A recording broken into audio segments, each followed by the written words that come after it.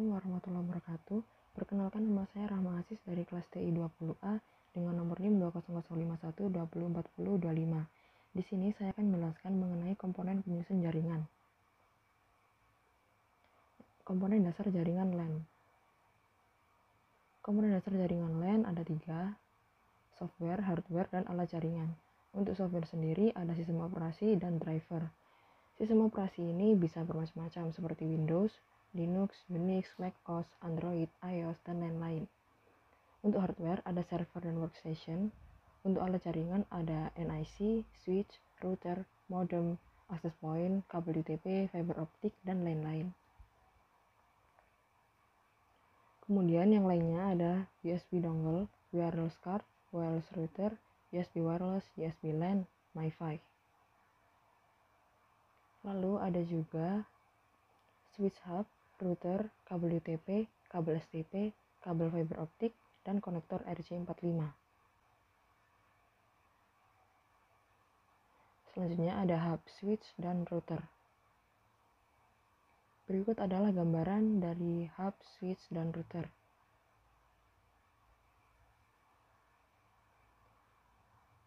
Yang pertama ada hub. Hub sendiri merupakan titik koneksi umum untuk perangkat dalam jaringan. Berisi beberapa port sehingga ketika sebuah paket tiba di satu port tersebut disalin ke port lain, sehingga semua segmen LAN dapat melihat semua paket. Hub beroperasi pada layer 1, yaitu physical layer pada model OSI. Hub beroperasi menggunakan model siaran. Logikanya bekerja seperti bus topologi, tapi secara fisik tampak seperti topologi star. Yang terakhir, hub tidak dapat menghubungkan jaringan komputer yang berbeda. Lalu, switch. Switch merupakan perangkat yang menyaring dan meneruskan paket antara segmen LAN. Switch beroperasi pada lapisan data link, yaitu layer 2, dan kadang-kadang pada lapisan jaringan yang merupakan lapisan ketiga model OSI. Switch dapat mengidentifikasi komputer mana yang mengirimkan data dan kemana datanya harus dikirim. Switch dapat mencegah tabrakan data, karena switch memiliki fungsi meneruskan data, dan jika salah satu node ingin mengirim data ke node yang lain, dan ada node lagi yang ingin mengirim data, switch akan memberikan jalur pada keduanya, sehingga tidak akan terjadi tabrakan data. Yang terakhir, switch tidak dapat menghubungkan jaringan komputer yang berbeda. Yang terakhir ada router. Router digunakan untuk mengambil keputusan routing, yaitu meneruskan paket dari satu jaringan ke jaringan lainnya. Router terletak di gateway, tempat di mana 2 atau lebih jaringan terhubung. Router beroperasi pada lapisan 3, yaitu lapisan jaringan model OSI. Router dapat mengkoneksikan perangkat-perangkat yang terhubung dengannya ke internet secara langsung tanpa menggunakan perangkat antara. Yang terakhir, router dapat menggunakan jaringan komputer yang berbeda. Selanjutnya ada modem, yakni modulator, demodulator. Modulator merupakan bagian yang mengubah sinyal informasi ke dalam sinyal pembawa dan siap untuk dikirimkan. Sedangkan demodulator adalah bagian yang memisahkan sinyal informasi dari sinyal pembawa yang diterima sehingga informasi tersebut dapat diterima dengan baik. Selanjutnya ada kabel UTP. UTP sendiri adalah singkatan dari Unshielded Twist Pair, di mana unshielded memiliki arti tidak ada pelindung tambahan. Kabel ini umum digunakan pada LAN. Kabel UTP sendiri menggunakan konektor RJ45 pada umumnya. Memiliki fungsi antara lain sebagai penghubung antar komputer, penghubung komputer dengan hub switch, penghubung router dengan hub switch, dan sebagai USB extender. Ada bermacam-macam jenis, antara lain ada CAT3, 4, 5, 5E, dan 6. Fungsi kabel UTP tiap warna. Untuk warna putih jingga dan jingga, putih hijau, serta hijau berfungsi sebagai penghantar paket data. Lalu untuk warna putih biru dan biru berfungsi sebagai penghantar paket suara. Kemudian untuk warna putih coklat dan coklat berfungsi sebagai penghantar tegangan DC.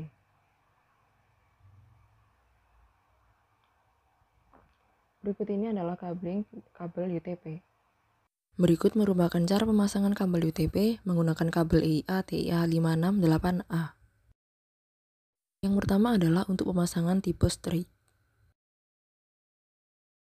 Pertama-tama siapkan kabel, lalu kupas ujung kabel sekitar 1-2 cm sehingga 8 kabel kecil yang ada di dalam bisa terlihat. Kemudian buang pelindung kabelnya.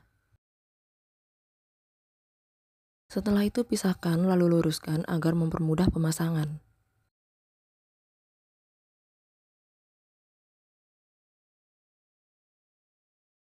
Setelah itu susun dan rapikan berdasarkan urutan warnanya.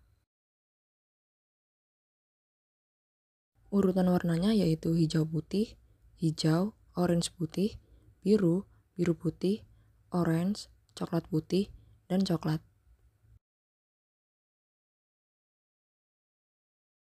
Kemudian ambil konektor RJ45 dan masukkan kabel ke dalam konektor. Masukkan konektor yang sudah terpasang kabel tadi ke dalam mulut tang crimping.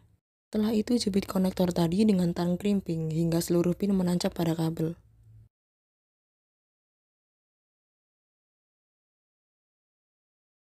Berikutnya adalah pemasangan kabel untuk tipe cross.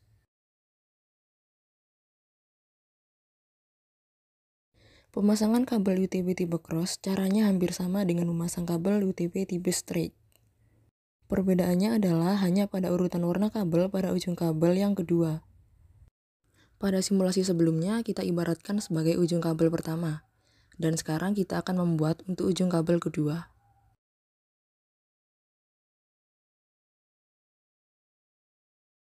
Untuk urutan warnanya sendiri yaitu orange putih, orange, hijau putih, coklat putih, coklat, hijau, biru, biru putih.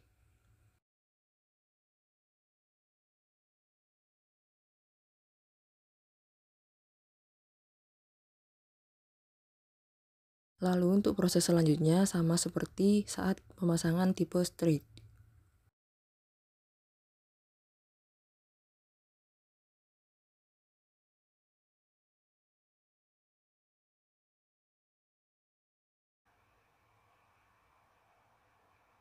Selanjutnya, kabel STP. STP sendiri adalah singkatan dari Shield Twist Pair, di mana shield memiliki arti ada pelindung tambahan. Kabel STP memiliki pelindung yang terbuat dari timah. Memiliki fungsi sebagai media transmisi data, menghubungkan alat-alat elektronika, serta memberi transmisi pada kecepatan tertentu. Untuk jenisnya, jenis kabel STP ini ada CAT1, 2, 3, 4, 5, 6, dan 7, dengan fungsi yang berbeda-beda.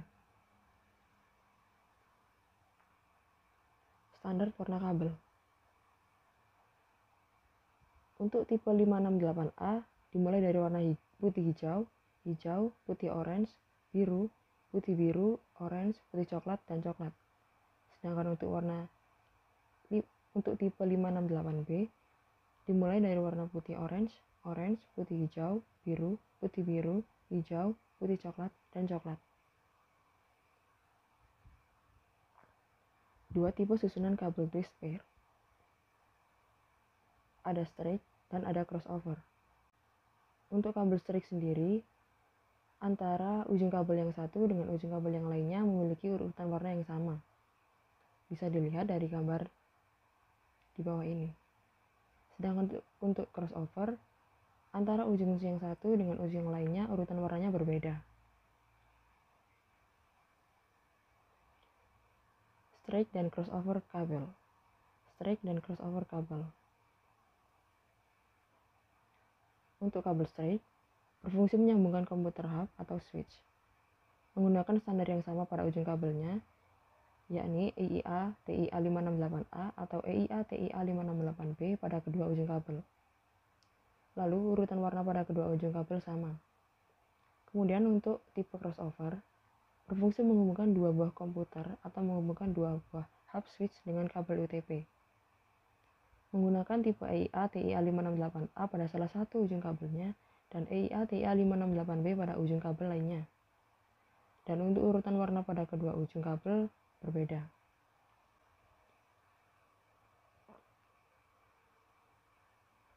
Fiber optic cable. Fiber optik dibuat dari serat kaca yang memiliki lapisan-lapisan yang menyusunnya. Di dalamnya ada komponen-komponen isolator atau coating dengan macam-macam warna. Ukuran kabel fiber optik ini sangat kecil, bahkan lebih kecil dari sehelai rambut. Namun bahan kabel ini dapat mengantarkan data dengan kecepatan tinggi. Kegunaan utama kabel fiber optik adalah untuk menghubungkan antar jaringan komputer. Namun yang membedakan adalah kabel fiber ini mendukung kecepatan pengiriman data. Selain itu, kabel fiber optik tidak punya arus listrik sehingga tidak akan mengalami gangguan elektromagnetik. Struktur dari kabel fiber optik. Yang pertama ada inti. Bagian inti adalah bagian terpenting. Terbuat dari serat kaca. Bagian ini biasanya memiliki diameter 2-5 mikrometer. Bagian inti yang semakin besar menandakan semakin baik pula kualitas fiber optik dalam suatu kabel. Selanjutnya adalah cladding. Bagian ini adalah jaket atau pelindung dalam sebuah fiber optik untuk melindungi bagian inti. Biasanya berukuran 5-250 mikrometer. Bagian ini juga bisa memancarkan sinar dari luar ke bagian inti fiber optik. Kemudian ada coating atau mantel. Selain ada cladding yang berfungsi seperti jaket, ada juga mantel yang fungsinya hampir sama. Pelindungan bagian inti perlu berlapis-lapis agar kabel tidak cepat rusak untuk mempertahankan kualitas pengiriman data. Bagian mantel ini biasanya disusun dalam warna yang berbeda-beda. Lalu ada outer jacket. Fungsinya juga sama dengan bagian mantel dan cladding, yakni melindungi bagian inti dari kerusakan. Single mode versus multi mode. Single mode. Yang pertama, sesuai namanya, kabel fiber optik single mode adalah kabel optik yang punya transmisi tunggal, yang memiliki maksud hanya bisa melalui satu inti untuk menyebarkan cahaya. Bagian inti dari kabel jenis ini memiliki diameter yang sangat kecil, hanya 9 mikrometer saja. Sedangkan multimode, kabel ini memiliki transmisi banyak sehingga bisa menyebarkan cahaya dalam satu waktu. Ukuran inti kabel optik ini lebih besar, yakni sekitar 625 mikrometer. Tipe konektor fiber optik. Ada strip tip, fiber channel, sphere connector, detail connector, serta mechanical transfer register jack. Media converter adalah perangkat jaringan sederhana yang memungkinkan untuk menghubungkan dua jenis jaringan yang berbeda-beda. Media converter adalah perangkat jaringan sederhana yang memungkinkan untuk menghubungkan dua jenis jaringan yang berbeda media, seperti twisted pair dan kabel fiber optik. Fiber optic media converter diperkenalkan ke industri hampir 2 dekade lalu. Fiber optic media converter juga digunakan dalam akses MAN dan layanan data transportasi ke pelanggan perusahaan. GBIC dan SFP+. Yang pertama ada GBIC. Adalah transceiver untuk mengubah arus listrik digital menjadi sinyal optik dan sebaliknya. Pertama kali dikenalkan pada tahun 1955 dan umumnya digunakan dengan gigabit, Ethernet, dan saluran fiber. Lalu SFP dan SFP+. Merupakan singkatan dari Small Form Factor Pluggable atau biasa disebut juga GBIC Mini. Memiliki fungsi yang sama seperti GBIC, namun berukuran lebih kecil daripada GBIC. SFP ini banyak digunakan untuk aplikasi telekomunikasi dan komunikasi data. Sekian penjelasan dari saya, kurang lebihnya mohon maaf. Terima kasih. Wassalamualaikum warahmatullahi wabarakatuh.